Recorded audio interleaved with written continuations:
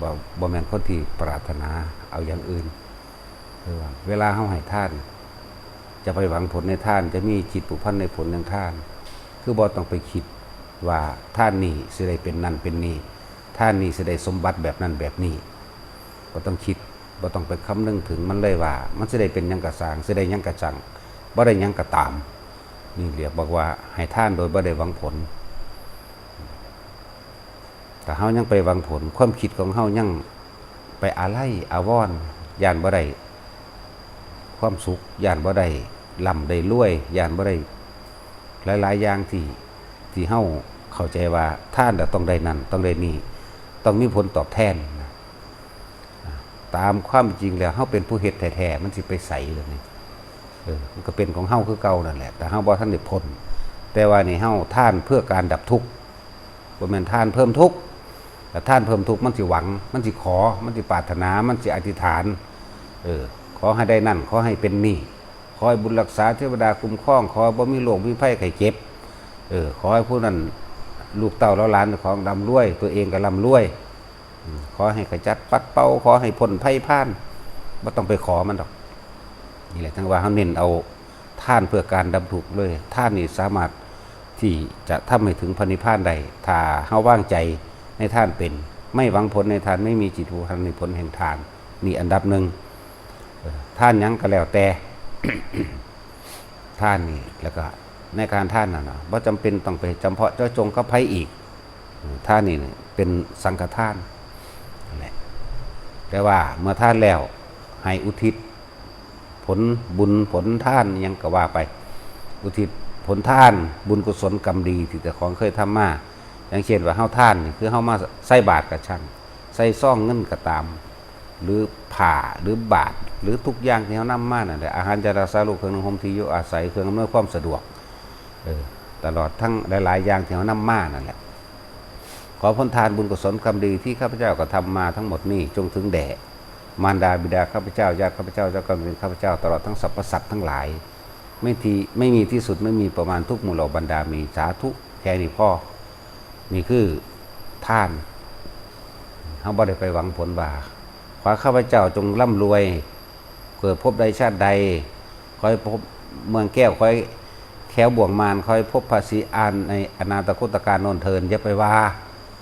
มันบ่ถึงจักเถื่อจักบ่ละมันเป็นการขอแล้วก็ว่าลักษณะนี้การอุทิศผลทานบุญกุศลกรรมดีที่จะของอุทิศแปลว่าให้ให้ไผแน่ให้พ่อแม่ให้ปู่ย่าตายายให้ญาติเฮาเองที่ว่ามามันบ่ไปเพราะตัณหาของเฮานี่ดุจดังว่ายางเหนียวติดตาติดตึงดึงเอาไว้แล้วผลทานบุญกุศล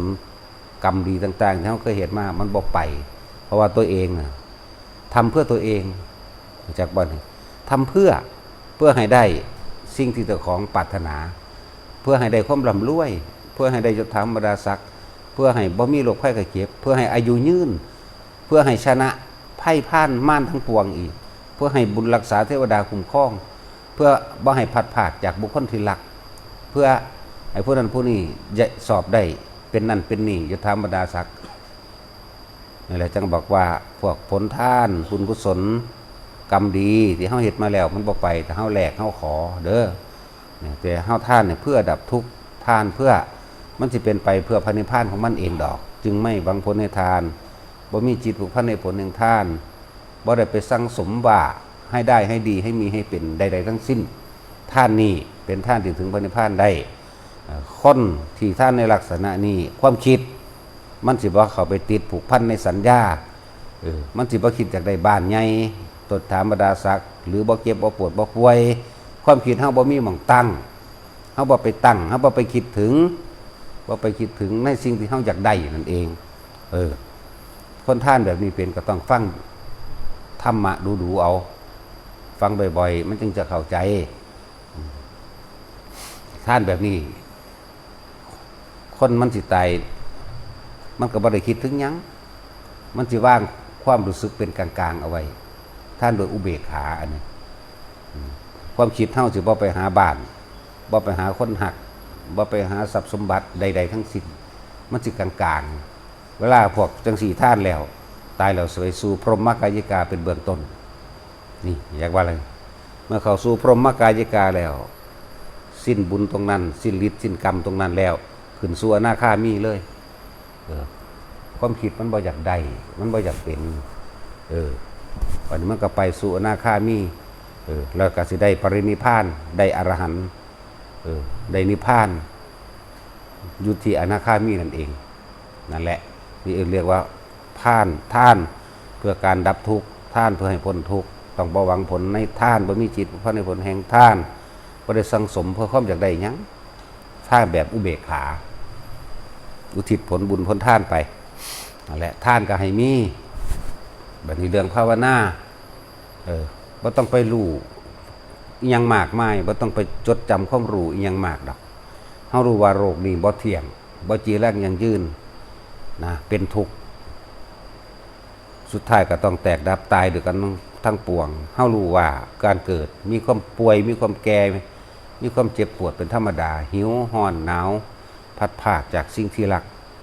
แต่เฮาเกิดมาเนี่ยก็ต้องประสบพบเหตุอันตรายต่างๆภัยจากสงครามภัยจากโรคภัยไข้เจ็บภัยจากสงครามเหมือนว่าสัตว์อันตรภัยภัยอันจากโรคภัยไข้เจ็บโลคันตรภัยภัยอันจากอุทกภัยน้ำท่วมฟ้าผ่าอสุนีปาดภัยธรณีภัยแผ่นดินถล่มมั่งภัยอันเกิดจากทุกพิกขันตรภัยมีความอดอยากมีความแห้งแล้งเนี่ยเห็นสารพัดภัยในโลกนี่แหละทั้งเบิดในสารพัดภัยมันเวียนว่ายมันภัยเกิดจากไฟไหม้น้ำห้อนลวกภัยอันเกิดจากทั้งมนุษย์และอมนุษย์นี่เป็นบ่ได้ภัยอันเกิดจากมนุษย์คนเห็นแก่ตัวนั่นแหละเนี่ยตัวเองก็เห็นแก่ตัวเหมือนกันนั่นแหละภัยอันจากอมนุษย์มันหยังพวกอาจจะเป็นงูเป็นขี้เข็บเป็นแมงงอดเป็นเสือเป็นหยังที่ทำลายได้นั่นแหละหรือเอื่นว่าอมนุษย์แล้วก็ภัยอันเกิดจากเทวดาจังสิก็มีเทวดาพานก็มีเด้อ ภัยเมื่อเกิดจากสิ่งเรียกว่าภัยอันเกิดจากอมนุษย์พวกนี้นี่เขามองเห็นภัยแล้วเกิดความเบื่อหน่ายสรุปว่าเกิดความเบื่อหน่ายบ่จะเกิดเป็นหยังกระสร้างบ่เอาจักอย่างที่บ่เกิดมาแล้วที่บ่หิวข้าวบ่มีจักคนเกิดมาแล้วที่บ่ร้อนที่บ่หนาวที่บ่ปวดที่บ่ป่วยบ่มีจักคนเกิดมาแล้วที่สิบ่พัดพรากจากบุคคลที่เฮาฮักก็บ่มีจักคนอีกเกิดมาแล้วที่บ่ตายก็บ่มีจักคนอีกต้องตายแน่นี่คือสิ่งที่เที่ยงแท้แน่นอนคือต้องตายแต่ว่าตายเมื่อไหร่นี่ไม่แน่แต่ต้องตายแน่ๆนี่เอิ้นว่าสารพัดภัยในการเกิดที่เฮาดึงเข้ามาสั่งสอนเจ้าของเองนั่นแหละที่นี่ค่ะถ้ามันสงบระงับลงมันเกิดความบ่เอาอีกแล้วบ่จะเกิดแล้วนี่คือเอิ้นว่าเห็นอนิจจังเห็นทุกข์เห็นอนัตตาไปน้ำกันแหละสรุปลงแล้วแต่ที่นี่เฮ็ดจังได๋เฮาสิระงับความคิดหยุดความคิดบ่ให้มันไปปรุงแต่งบ่ให้มันไปเคลิบเคลิ้มปรุงแต่งเม่อลอย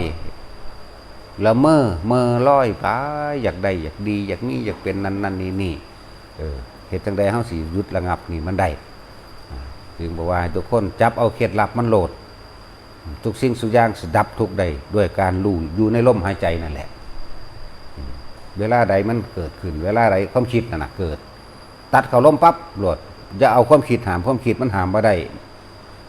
มึงเศร้าคิดเดี๋ยวนี้นั่นแหละมันกำลังคิดต่อกันมึงคิดอหย่างแนวนี้มึงคือคิดบ่ดีแท้บักซัวด่าเจ้าของอันนั้นแหละเอาความคิดต่อความคิดถึงบอกว่าเอาความคิดหยุดความคิดบ่ได้ห้ามความคิดก็บ่ได้มีแต่ต่อมันฉะนั้นพยายามให้ทุกคนฝึกเอาอยู่กับลมหายใจอยู่กับจุดอุณาโลมอยู่กับความรู้สึกตัวนะอยู่สลับไปสลับมาแบบนี้ความคิดเกิดขึ้นปั๊บดึงเขาลมความคิดเกิดขึ้นปั๊บดึงเขาลมเลยสตินั่นแหละดึงก็เลยสติแปลว่านึกถึงลมหายใจปั๊บเนี่ยมันสิหยุดความคิดของมันเองหรอกนั่นแหละจังว่าคำว่าสัญญาเวทยิตานิโรธเป็นยังไงสัญญาคือความจำได้ไหมรู้ในความรู้สึกในเวทนาในสัญญาในสังขารในวิญญาณรวมแล้วคือความรู้สึกนั่นเองนี่แหละ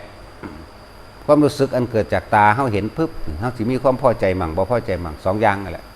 อันเกิดจากหูตานี่มันเป็นใดความรู้สึกเกิดจากตาเห็นคนอย่างมากก็ผู้นี้คืองามแท้เนาะผู้นี้คือรอแท้เนาะผู้นี้คือขี้ร้ายแท้นั่นพอใจบ่พอใจเกิดมันเป็นสัญญาของมันเองว่าหญิงว่าชายมันรู้ในตัวเองล่ะว่าสัตว์ว่าหมูหมากาไก่ว่าช้างว่าม้าว่าหยังมันกระรู้ของมันในมันเองนั่นแหละก็เกิดเวทนาไปในตัวพร้อมก็เกิดความคิดปรุงแต่งไปในตัวพร้อมก็เกิดวิญญาณไปในตัวคือรับรู้ความรู้สึกพอใจหรือพอใจนั่นแหละรูปเวทนาสัญญาสังขารวิญญาณร่วมแล้วก็เฮาสิตัดต้นเอาในตัวใดตัวหนึ่งคือว่าสัญญาคือความจำใดว่านั่นผู้ยิ่งนั่นผู้ชายได้ให้ทั้งใดเฮาสิดับสัญญาใดคำว่าสัญญาเวทยิตตนิโรธสัญญาเฮาเห็นคนอย่างมาเฮาฮู้โลดว่าเป็นผู้หญิงหรือผู้ชายบ่ฮั่นตะเว้ากันก็ได้รู้ในตนเองแหละถ้าเฮาบ่คิดนึกบุงแต่งเวทนาหมายถึงความรู้สึกที่จะเกิดขึ้นในระหว่างความพอใจกับไม่พอใจเกิดขึ้นไม่ได้มันก็นิโรธดับเลยนิโรธดับคิดนั่นแหละหยุดคิดปรุงแต่งนั่นแหละนิโรธดับแบบนั้นอย่าพึ่งไปต่อใส่คำว่าสมาบัติสัญญาเวทยิตะนิโรธสมาบัตินั่นมันเป็นของคนเขาชาญผู้เขาเจ้ารับได้เขาเจ้าเขาชาญได้นังสั้น แต่เฮาเอาแค่นี้เฮาบ่เข้าหยังจักบ่เฮาบ่ได้เข้าสมาธิเฮาบ่ได้เข้าฌานเฮาบ่ได้เข้าสมาบัติอีหยังแต่ว่าเฮาทั้งที่รู้สึกตัวอยู่นี่เห็นอยู่นี่ย่างไปน้ำทางอยู่นี่ล่ะเห็นปั๊บแต่ว่าเฮาต้องฝึกตนเองให้อยู่กับลมหายใจหรือในความรู้สึกตัวใดลมหายใจนี่ก็เป็นความรู้สึกตัวกันแต่ว่าเฮาต้องการความแน่นอนความมั่นคงหรือความรับประกันตัวเองก็เลยเอาอาการปิตินี่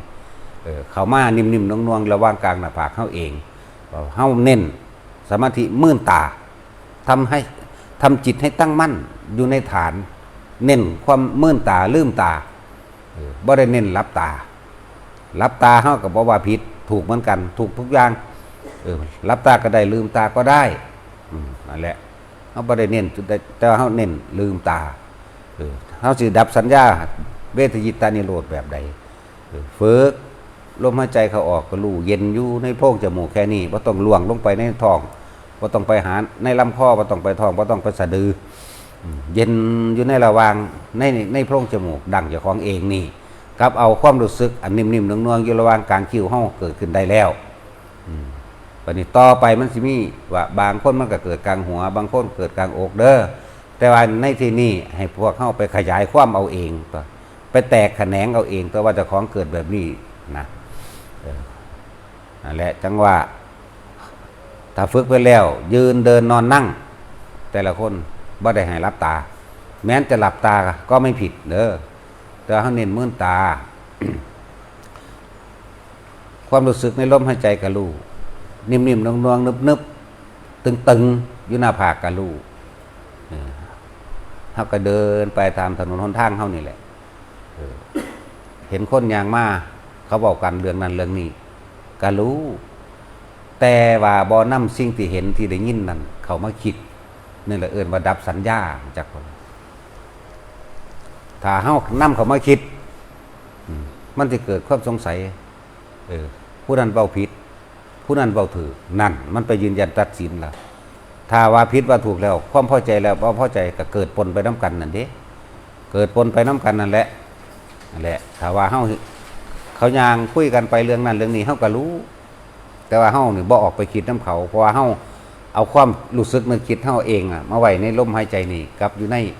จุดนิ่มนวลระหว่างกลางหน้าผากแค่นี้ดับสัญญาแล้วบ่แม่นไปนั่งรับตาเข้าฌานแบบนั้นอันนั้นก็อย่างนึงเด้ออันนี้เฮาสิดับเลยดับความคิดนั่นแหละบ่แม่นดับแนวอื่นอันที่เว้ามานี่เฮาหยุดนิ่งอยู่กับมันนั่งอยู่เห็นรถแล่นไปสีเขียวสีเหลืองก็ช่างมันก็ฮู้ว่ารถสีเขียวสีเหลืองแต่ว่าเฮาบ่คิดว่าเขาไปใส่ราคาเท่าใดซื้อมาจากไสบ่คิดต่อเลยนั่งเบิ่งซื่อๆนี่แหละแต่ว่าความรู้สึกของเฮาอยู่ในลมหายใจนี่กับอุณาโลมนี่บางคนมันบ่มีลมหายใจแต่ว่าบ่แม่นคือเฮาบ่ได้ไปคิดถึงลมหายใจแต่มันเป็นฌาน2ไปแล้วมันเป็นขั้นที่2 ก็น่วงอยู่กลางหัวกลางหน้าผากเขาเองนี่แหละรถแล่นไปมันก็เบิ่งซื้อมันก็บ่ได้คิดเข้ามานี่แหละวิธีดับความคิดหยุดความคิดก็ดีถ้าเฮาบ่นำเข้ามาคิดแล้วมันก็เกิดหยังขึ้นบ่ได้เพราะความรู้สึกหมายถึงความพอใจและบ่พอใจเกิดบ่ได้รูปเวทนาสัญญาสังขารวิญญาณดับเพราะไม่คิดนึกปรุงแต่งหยุดขันธ์ห้าดับขันธ์ห้าไปเลยนั่นแหละถ้าเพิ่นว่าเป็นหยังเพิ่นละจังได๋มันก็ละแค่นี้แหละทำให้บ่อยทำให้มากทำให้ชินทำจนรู้เท่าทันความคิดตัวเองรู้ทันความคิดตัวเองมันบ่ออกไปคิดดอกมันจะเอาไว้ในลมหายใจนี่หรืออุณาโลมนี่มันอยู่แค่นี้นั่นแหละจึงเรียกว่าดับสัญญาเวทิจะนิโรธสัญญามันสิละเอียดกว่าสังขารที่ว่าละเอียดที่จริงมันก็ปนกันเรียกว่าเนื่องอยู่ในกันเนื่องอยู่ในกันนั่นแหละถ้าเราเห็นปั๊บถ้าเราคิดพอถ้าเราคิดปุ๊บเวทนาหมายถึงพอใจบ่พอใจเกิดทันทีเมื่อเวทนาพอใจบ่พอใจ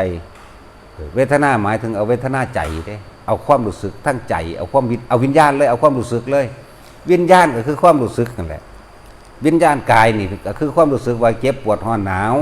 ส่วนวิญญาณใจคือพอใจกับบ่พอใจนี่แยกให้เบิ่งแยกให้เข้าใจผู้ใดก็เคยโมโหเบิดหลายอยู่นี่นั่นแหละมันเป็นจังไดมันอยู่ใส่ตัวโมโหมันบ่พอใจนั่นแหละเพราะว่าเฮาคิดนึกปรุงแต่งอยากให้ได้ดังใจมันเลยบ่พอใจแต่เฮาคิดนึกปรุงแต่งจังสิถูกแล้วนั่นพอใจพบเกิดเบิดเฮ็ดจังไดเฮาสิหยุดพบเบิดหยุดได้นี่แหละวิธีมันก็ดีรู้ลมหายใจเข้าออกอุณาโลมเกิดทำให้บ่อยทำมากเกิดความเคยชินไปเรื่อยความคิดก็คือสังขารถ้ามันคิดมันนึกมันปรุงมันแต่งไปต่างๆนานาความรู้สึกก็คือวิญญาณมันเกิดรับรู้แล้วพอใจบ่พอใจนั่นแหละภพได้เกิดขึ้นแล้วเมื่อมีภพแล้วก็มีชาติตายตอนนั้นปุ๊บก็ไปตามอารมณ์เลยเด้อารมณ์พอใจหรือบ่พอใจนั่นแหละชาติชรามรณะก็เกิดต่อคือเฮาเกิดมาแล้วนี่แหละชาติชรามรณะเหลือแต่มรณะที่เฮาสิไปถึงอยู่เดียวนี่แหละตายเฮ็ดจังได๋เฮาสิบ่เกิดบ่ตายฟ้าวรีบกับเข้ามาในลมหายใจนั่นแหละลมหายใจเพิ่นเลยเอิ้นว่าหนทางอันบริสุทธิ์ผุดพองได้จริงเอสามะโควิสุทธิยาเป็นหนทางอันเอกก็คืออานาปานสติในกายในเวทนาในจิตในธรรมคือที่ว่าไปนั่นแหละสิ่งทั้งหลายทั้งปวงมีความเกิดทั้งดับเป็นธรรมดานั่นเองนั่นแหละบ่แม่นว่าพระอรหันต์เพิ่นสิไปเข้าฌานนางจิงลิ่งอยู่ซื่อๆจังสิเอิ้นอรหันต์เด้ตอนออกมาบ่เป็นติผู้เขาเจ้าดับสัญญาเวทยิตะนิโรธได้แล้วเพิ่นบ่คิดนึกปรุงแต่งในความอยากได้และอยากเป็นมันสิจบสั่นอยู่แค่นี้เกิดหยังขึ้นที่หลวงพ่อเน้นเรื่อยๆจับลมหายใจปั๊บอุณาโลมขึ้นปั๊บความรู้สึกโตเกิดปั๊บเอาทอนี้นั่นแหละดับเบิดแล้วแหละให้ทุกคนไปฝึกเอาเด้อเอาละพอ